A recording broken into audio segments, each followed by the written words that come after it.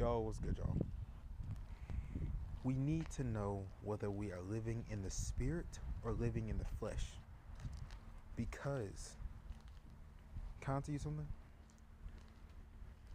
Because, those who live in the flesh are living a life full of sin. You know what I'm saying?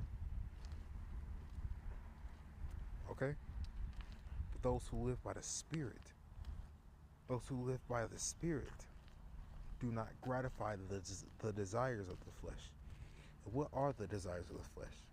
The desires of the flesh is sin. Okay? Your flesh, which is your flesh, the word flesh in the Bible means your body.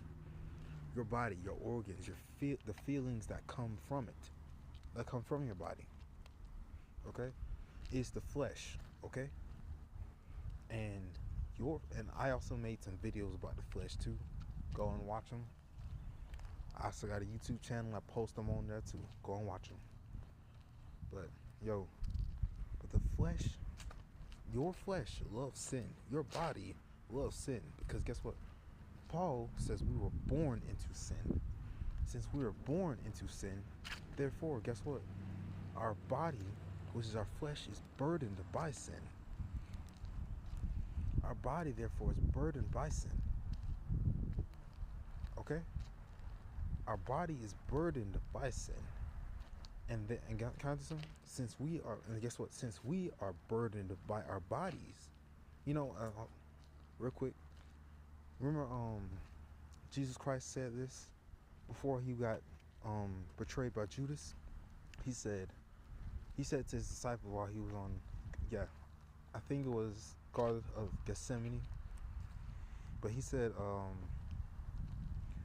watch and pray so you do not fall into temptation. The spirit is willing, but the flesh is weak. Since our flesh was weak to begin with, since our flesh was always weak to begin with,